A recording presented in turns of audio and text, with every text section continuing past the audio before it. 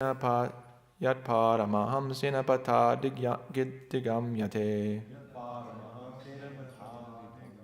Yat paramahamsena patha digamyate.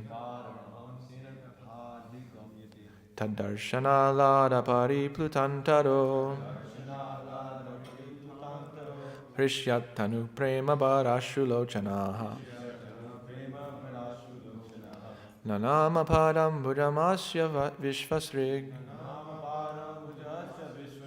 Yat paramahamsya patha digamyate. Tadarshana pariplutantaro. Hrishyatanu prema barashulochanaha.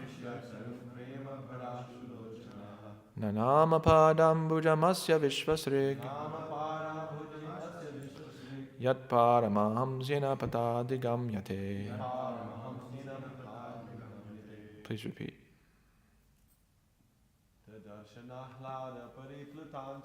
Tadarshana lada pariplutantaro.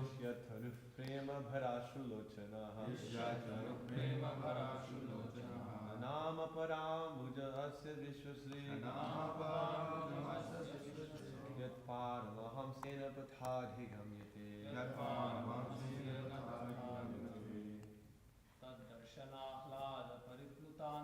Tadarshanahlada pariplutantaro. Vishyatana prema bharashulochanaha. Nanama padam bujamasya vishvasri. Nanama padam bujamasya vishvasrig. Yat paramahamsena patha digamyate.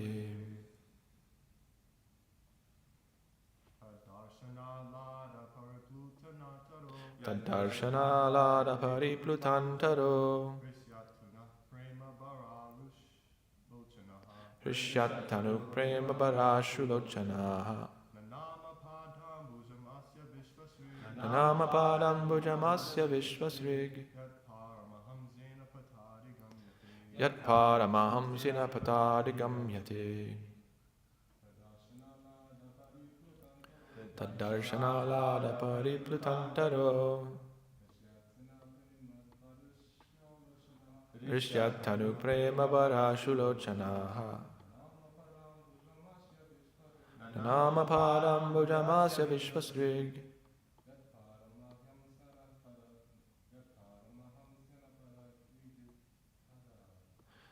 Yat paramahamsena patha digamyate. Anyone else? Mataji? Tadarshana lada pariplutantaro. Hrishyatanu prema barashulochanaha. Nanama padam bujamasya vishvasrig. Yat paramahamsena patha digamyate. Tat, by that audience of the Lord. Darshana, audience. Ahlada, joy.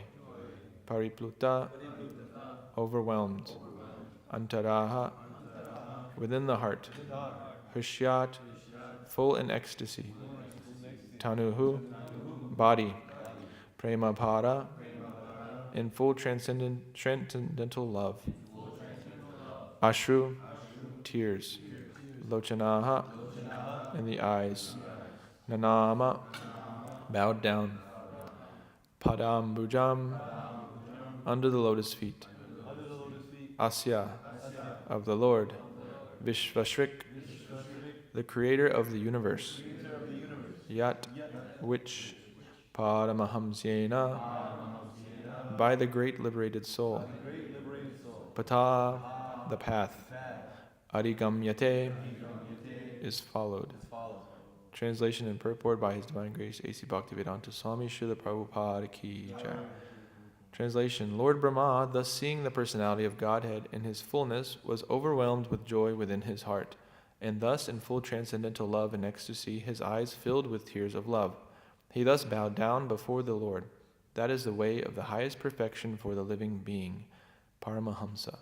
Purport: In the beginning of the Srimad Bhagavatam, it is stated that this great literature is meant for the Paramahamsas, Paramo Nirmatsaranam Satam, i.e., the Srimad Bhagavatam is meant for persons completely free from malice. In the conditioned life, the malicious life begins from the top, namely bearing malice against the Supreme Personality of Godhead. The Personality of Godhead is an established fact in all the revealed scriptures, and in the Bhagavad Gita, the personal feature of the Supreme Lord is especially mentioned, so much so that the last portion of the great literature has emphatically stressed that one should surrender unto the Personality of Godhead to be saved from the miseries of life. Unfortunately, persons with impious backgrounds do not believe in the Personality of Godhead, and everyone wants to become God himself without any qualification. This malicious nature in the conditioned soul continues even up to the stage when a person wants to be one with the Lord, and thus even the greatest of the empiric philosophers speculating on becoming one with the Supreme Lord cannot become a Paramahamsa because the malicious mind is there.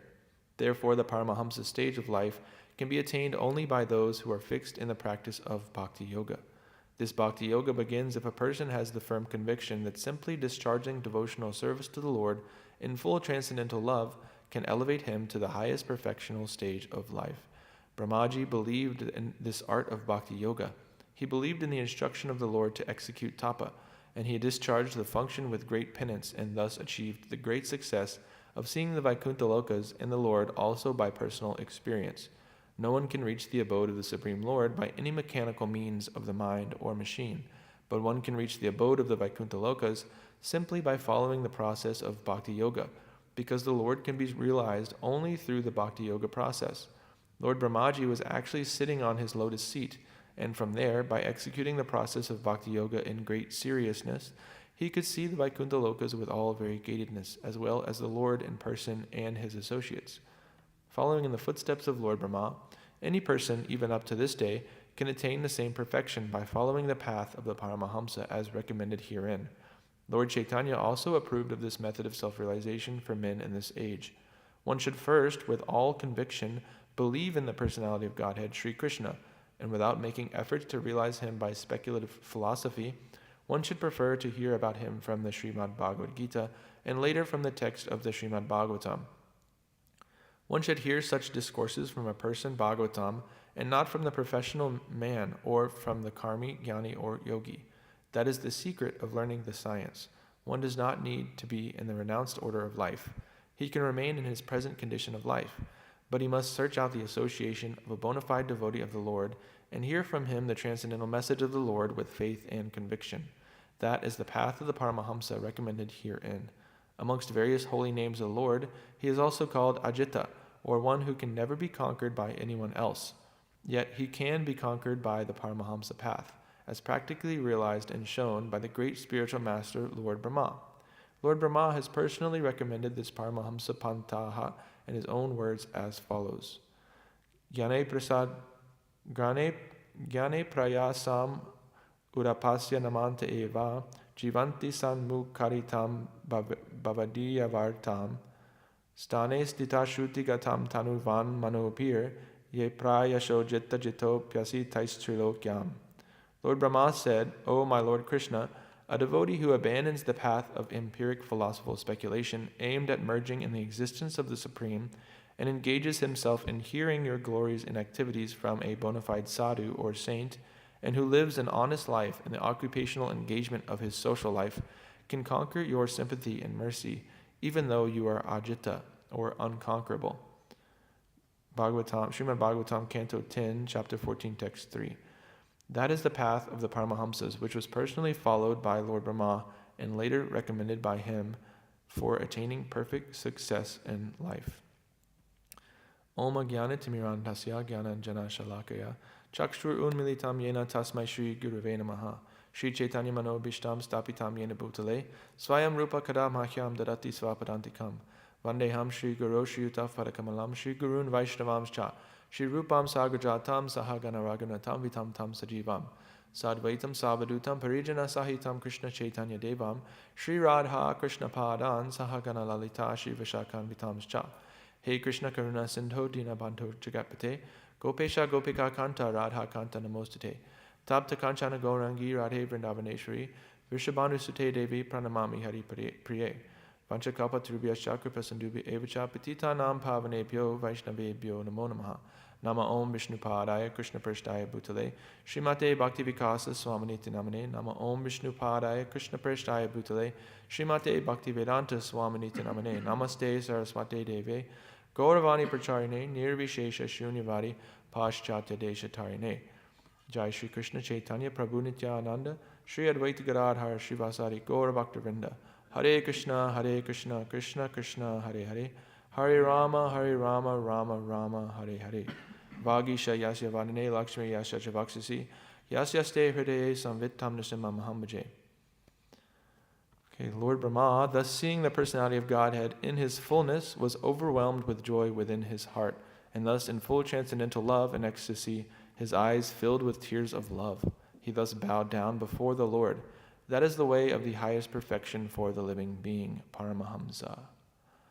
So, this text is coming at the end of a series where Lord Brahma has just taken darshan of Krishna in the spiritual world, the Vaikuntha planets, and this series kind of started on text 4 of this chapter, and the translation of that is, O King, the personality of Godhead, this is Shukadev Goswami talking to Maharaj Parikshit. O King, the personality of Godhead, being very much pleased with Lord Brahma because of his non-deceptive penance in Bhakti Yoga, presented his eternal and transcendental form before Brahma, and that is the objective goal for purifying the conditioned soul. So this is ultimately the goal of all of our practice is to ultimately receive the favor of Krishna and be able to behold him in all of his beauty and glory and take direct darshan of the Lord. And Brahma achieved this. How? Because of his non-deceptive penance in Bhakti Yoga. So it takes sincerity and it takes this penance, this tapasya, this austerity that we have to undergo. And I'll be getting into more details of that a little bit later in the class. But in this purport, Srila Prabhupada is going over some things, and he's basically addressing that the mental speculators, the jnanis, yogis, karmis, and the professional men, the professional reciters of the Bhagavatam, are never able to achieve this highest status of Paramahamsa, in which they're able to directly take darshan of the Lord and feel this ecstasy that is described in the translation of this verse, that in full transcendental love and ecstasy, his eyes are filled with tears of love. So this highest perfection is only available to the devotees of the Lord. It's not available to anyone else. And the reason for that is because these other classes of men are ultimately envious of the Lord. And their goal, whether it's explicitly stated or not, is to ultimately become one with the Lord and usurp his position, become him. And this is actually, when it comes down to it, this is the root cause of the entire material world, is that we had this desire, we all had this desire within our hearts at some point or other, and it can't be traced back to when this desire arose.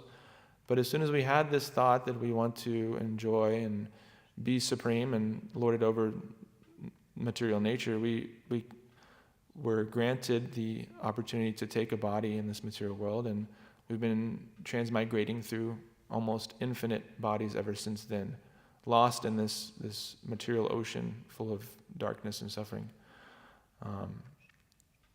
So the only way to purify this is through the process of Bhakti Yoga. And I'll get into exactly how that goes step by step, and Prabhupada kind of mentions that a little bit in the purport. But this process is so powerful that it can undo this conditioning that's caused through millions and billions, trillions of births, that we can't even comprehend how many births we've been through with this envious mentality, this mentality of wanting to become one with the Lord. But simply chanting this Hare Krishna mantra, Hare Krishna, Krishna Krishna, Hare Hare, Hare Rama, Rama Rama, Hare Hare, with faith, devotion, and I heard Vishnu Chitta Prabhu say last night, with respect, and attention. I hadn't heard that word used in terms of, but it's definitely helpful for me to think of it in that way, that you respect the holy name. Simply by going through this process and having a little faith, which we'll get into later, that Cheto Darpana Marjanam Maha Davagni Nirvapanam, this process cleanses the mirror of the heart, and it extinguishes this blazing fire of material existence that we're all in. So this is the only way out of this horrible condition that we're in, and it's actually very simple. It just takes a little bit of faith, like I said, and you see that so many people out there are suffering like anything, and we go on books and we hear people's problems, and you might have karmi family members and such, and you kind of just see how they're living, and you can tell that they're missing the bliss of Krishna consciousness that we're getting to experience ourselves. And you see this stark difference. But just completely covered over by ignorance that they have no idea what they're missing out on. And because they don't have just a little bit of maybe open-mindedness or just faith or just sincerity, they're not able to even begin on this path. Maybe we can give them some prasadam, or convince them to take some books, and then they're able to take some steps beginning on the path of bhakti. But ultimately, it's going to take a long time for someone like that, because they're just not so sincere, and they're not open-minded, and they don't have any faith. They don't even actually believe, like it was stating in the purport, they don't actually believe in the Supreme Personality of Godhead, that He exists. So this Paramahamsa status that's discussed in the translation here, it can only be achieved by this process. You have to surrender to a bona fide guru, follow the process, and it's not achieved by any other means. Not only is it much easier to do than these other paths of jnana and karma, but it's infinitely better, because the result you receive is ultimately liberation from this material world and eternal life and bliss and knowledge with Krishna. And you get to be outside of this world of birth and death and old age and disease. So one thing I was contemplating on this was, who is actually qualified to hear this message? Like we were saying, the people that are not sincere and they're not inquisitive about this, they're not so qualified to hear this. But there's many references in the Bhagavatam and Bhagavad Gita that discuss who is actually qualified to hear this. And Prabhupada actually, I believe he mentions this one verse in here. The beginning, he says at the beginning of the purport that in the beginning of the Srimad Bhagavatam, it's stated that great literature is meant for the Paramahamsas. I'm not sure if this is actually this one, but it's the second verse of the Bhagavatam. At the very end of the purport, Prabhupada says, less fortunate persons are not at all interested in hearing this Srimad Bhagavatam. The process is simple, but the application is difficult. Unfortunate people find enough time to hear idle social and political conversations, but when invited to attend a meeting of devotees to hear Srimad Bhagavatam, they suddenly become reluctant. Sometimes professional readers of the Bhagavatam immediately plunge into the confidential topics of the pastimes of the Supreme Lord, which they seemingly interpret as sex literature. Srimad Bhagavatam is meant to be heard from the beginning. Those who are fit to assimilate this work are mentioned in this shloka. One becomes qualified to hear Srimad Bhagavatam after many pious deeds. The intelligent person with thoughtful discretion can be assured by the great sage Vyasadeva that he can realize the Supreme Personality directly by hearing Srimad Bhagavatam.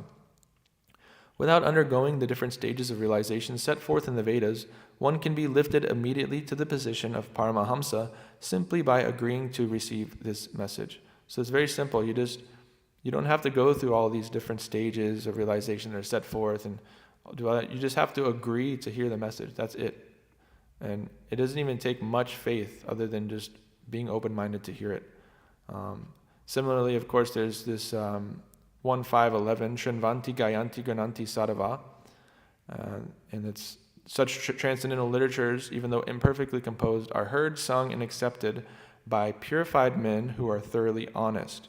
So take someone that is thoroughly honest with themselves and understanding the reality of the situation they're in, that actually this material world is not so nice, and that although it may seem very nice and enjoyable and like there's some happiness in it, when you dig a little deeper underneath the surface, you can see, and when you start reading some of these Prabhupada's books and associating with devotees and talking about these things, it's very quickly revealed that this happiness is not real happiness. It's actually a form of misery. There was this video that we made with Jacob that we were speaking with Abhimanyu Sutta Prabhu's grandfather, Vibhuja Prabhu, and he had this quote that he said that when you're with the devotees, when you become a devotee and when you're with them, you're pulling back the veil. You're looking behind like the curtain, like the Wizard of Oz. I don't know if you saw that, but there's he had like a projector or something and made it look like a big wizard, and then there's a curtain and you look behind it and there's just a man back there. So you're looking back behind reality. You're seeing through the matrix, and you're seeing the reality for what it is.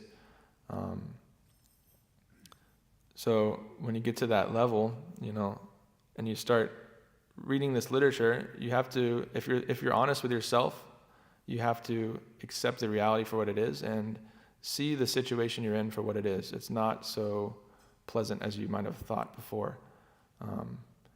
So another thing I wanted to just address real quick is that, this purport is talking about this Paramahamsa, and this word is, Hamsa means swan, right? So there's so many different examples of this swan analogy and swans and crows being used.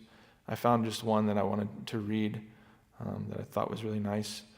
So this is a class that Prabhupada gave on Canto 1, Chapter 8, Text 33, but he's actually, he quoted this, what I just quoted, the Shrinvanti Gayanti Karnanti Sarava, during the class, and one of the things he said after that was, so there are, even in the animals, there are divisions. The swan class and the crow class, natural division. The crow will not go to the swan will not go to the crow. Similarly, in the human society, there are crow class men and swan class men. The swan class men will come here because here everything is clear, nice, good philosophy, good food, good education, good dress, good mind, everything good. And crow class men will go to such and such club, such and such party, naked dance, so many things, you see. So this Krishna consciousness movement is meant for the swan class of men, not for the crow class of men. No, but we can convert the crows into swan. That is our philosophy. One who was crow is now swimming like swan. That we can do. That is the benefit of Krishna consciousness. So when the swans become crow, that is material world. That is, Krishna says, Yada yahi dharmasya glanir bhavati. Bhagavad Gita 4:7. The living entity is encaged in this material body, and he's trying to gratify the senses one body after another, one body after another, one body after another. This is the position. And dharma means to gradually turn the crows into swan. That is dharma. So this is very pertinent because in this Western world that we're in, everybody practically is a crow. There are no swans out there to be found. So our entire job, you could say, he says our dharma is to do this, is to turn these crows into swans. Us coming from the Western background, we were engaged in so many sinful activities, and through association of devotees and reading Prabhupada's books and engaging in this process of chanting and taking prasadam and going on Harinam, distributing books, we've gotten to a level where these gross sinful activities aren't so appealing to us anymore as they used to be. Whereas, I was just one little anecdote. I was at home for Christmas and they were going, all the neighbors go and have a breakfast, and I didn't even end up going because when they go there, there's just all this meat on the table, and they just, it's just so disgusting that I didn't even, I wasn't even close to interested in going to that. And my sister said, you don't want to go because you don't want to be tempted. And I laughed because it's like, no, it's just because it's so disgusting that, it's not that think I'll be tempted to go eat meat. It's that I don't even want to be around it because it's, so despicable. Whereas, a few years ago, I was I was vegetarian for some time, but then I was easily fell back into eating meat just because I was around meat eaters. Whereas now, I've have the conviction that no, I'm not going to do that, and I've, somewhat, I guess, developed a little bit of a higher taste, and taking prasadam, is, I only want to take prasadam now, and that's, yeah. So, moving on a little bit. So, who is qualified to hear this message? As we're hearing, it's the people that are honest are qualified to hear the message, and we have to make people qualified by giving them these books. Because there might be so many people out there who are open to this message, but they have no idea where to find it. They don't know anything about the Bhagavad Gita or the Bhagavatam. They don't know about Srila Prabhupada. They don't know about Krishna. But if they get the chance to receive these books and read them, they will take up to the process and begin their devotional service. And we see so many people, we're distributing so many books, but it's not like there's thousands of people joining, but that doesn't mean that nothing is happening. Prabhupada said that the point of distributing these books is to educate the public, right? So it's not about give people books and then they come join the temple the next day. This is a long-term game, and you can already see the practical effects in many ways, such as this belief in reincarnation has increased dramatically since Prabhupada came to the West. Vegetarianism and even veganism, even though it's not exactly what we advocate. People that are advocating for the protection of animals and not eating them has increased dramatically. These were both very fringe beliefs and practices back in the 60s that have become completely mainstream now and accepted by the general public. So, there's also, so that's happening, and we're distributing all these Bhagavatams and so many books, and there's no telling what's going to happen as this goes on over the next few decades and hundreds of years, that we continue and expand this book distribution, make more devotees, and just continue distributing more books. It's just going to lead to unthinkable change in the world, and we're gonna, So it's not that we're not doing anything because we're not seeing a bunch of people joining immediately. It's not an instant process. It takes a lot of time to uncondition people from this material mindset. So I talked about a little about who's qualified to hear the message. So who is unqualified? There's quite a few verses in Bhagavad Gita. I'm going to go through real quick about this. Of course, there's chapter 9, text 3, Ashadadana Purusha Dharmasyasa Parantapa Aprapya Mam Nivartante Mrityu Sangsaravartmani, that those who are not faithful in this devotional service cannot attain me, O conqueror of enemies. Therefore, they return to the path of birth and death in this material world. So, this first step of faith that I mentioned before is very, very vital, because those who don't have faith in devotional service, they're destined to continue in this cycle of birth and death indefinitely. And then Krishna goes on, and later in the 9th chapter, Avajananti mamudha manushim tanam ashitam param bhavam ajananto mama bhuta maheshwaram, that fools deride me when I descend in the human form. They do not know my transcendental nature as the supreme Lord of all that be. So again, this is what Prabhupada was talking about in the purport for today's verse, that people just generally don't even believe in the Supreme Lord. They don't believe that there is a God. So when Krishna comes and shows himself on this planet, these fools, they completely dismiss him and deride him, and they don't believe that he is the Lord. And then, of course, right after that, what is it? Mokasa moka karmano, moka jnana vichetasaha, rakshasi masarim chaiva, prakritim mohinim shutaha. That those who are thus bewildered are attracted by demoniac and atheistic views. In that deluded condition, their hopes for liberation, their fruit of activities, and their culture of knowledge are all defeated. So when you are in this atheistic mindset, and you're being offensive to the Lord and not even believing in his existence, your hopes for liberation, your fruit of activities, and your culture of knowledge, they're all defeated. So it's a very miserable condition to be in. And then what does Krishna say right after that? Anyone know? Bhagavad Gita 9:13 now. Mahat manas tumam partha daivim prakritim ashrita bhajantyanan yamanaso gyatva bhutanim avyayam. O son of Pratha, those who are not deluded, the great souls, are under the protection of the divine nature. They are fully engaged in devotional service because they know me as the Supreme Personality of Godhead, original and inexhaustible.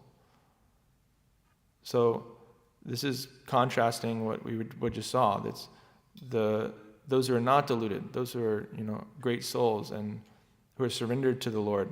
They're actually protected by Krishna. They're protected by the divine energy, and they're fully engaged in service because they know Krishna is God. And so, these people are unqualified. These people without faith, ashratadana, they're unqualified to hear this message and take the benefit of engaging in the devotional service of the Lord. They're of this crow-like mentality. They're the crows, and those who are engaged in hearing and chanting the glories of the Lord are like the swans. So it's a very difficult task indeed to convert someone from a crow to a swan, but because this process is so potent and so powerful, this is the best possible kind of course of action, is to expose people to this devotional service and let them transform from crows into swans. So again, I'm going to contrast again a little bit. So this is what the unfaithful, what their destiny is, what I've just outlined. So, but what does Krishna say about his devotees? What is their fate? So there's also many verses in the Bhagavad Gita and the Bhagavatam about this, but I'm just going to read through a few. So Bhagavad Gita, chapter 9, text 29, Samoham sarvabhuteshu name dveshos dina priyaha ye bhajanti tumam bhaktya mayi te teshu chapyaham. I envy no one, nor am I partial to anyone. I am equal to all. But whoever renders service unto me in devotion is in me, and I am also a friend to him.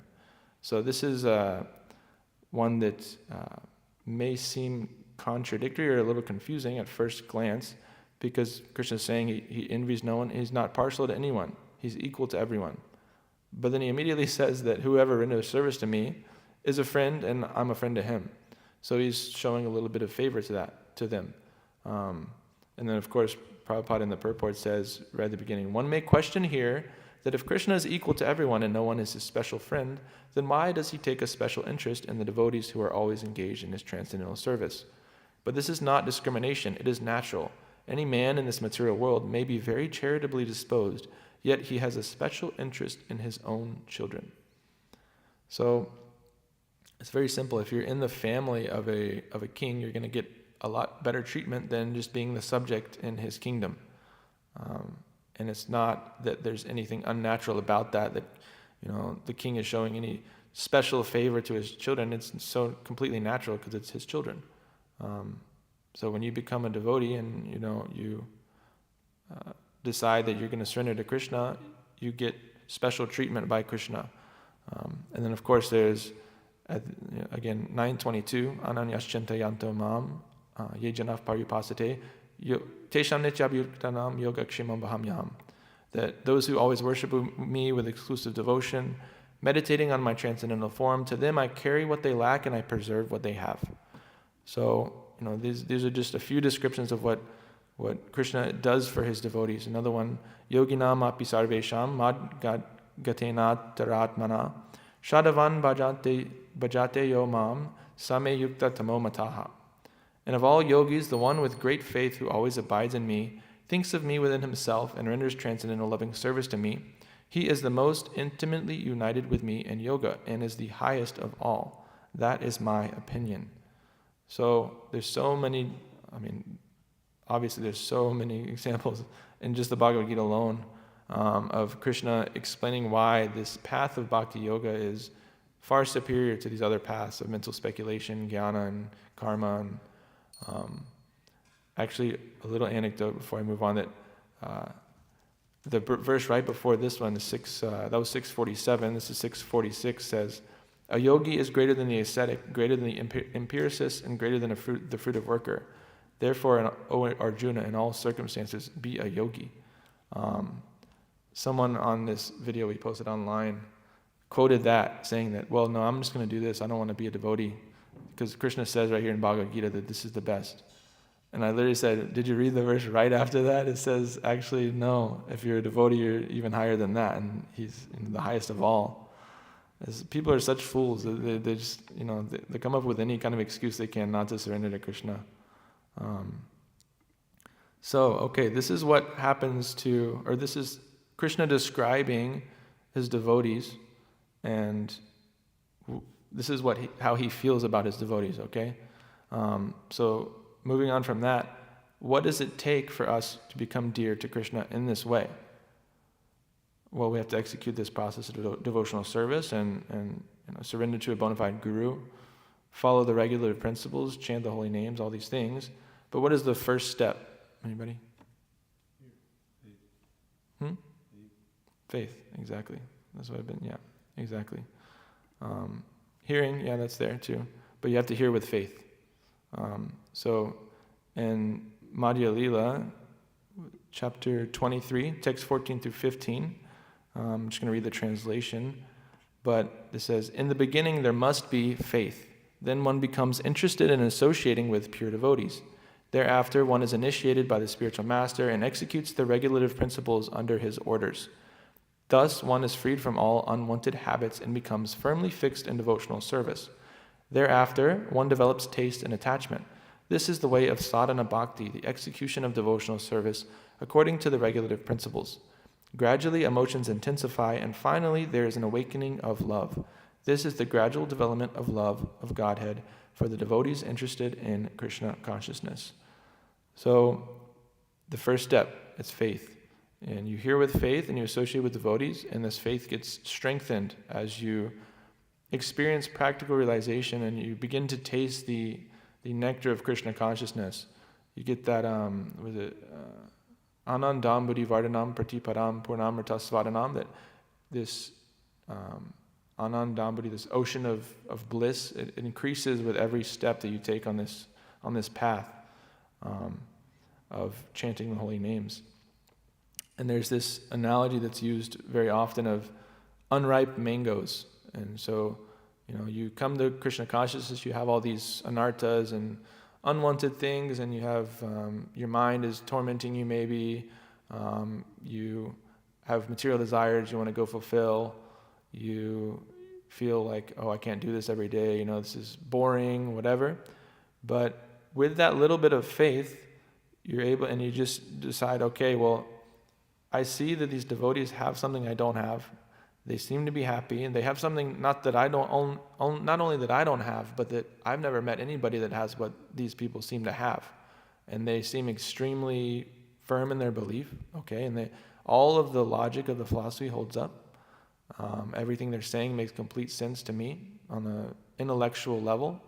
So from that, you gain a little bit of faith, and as you continue on, like I said before, this faith gets strengthened, and then over a long period of time, it becomes completely fixed and unshakable.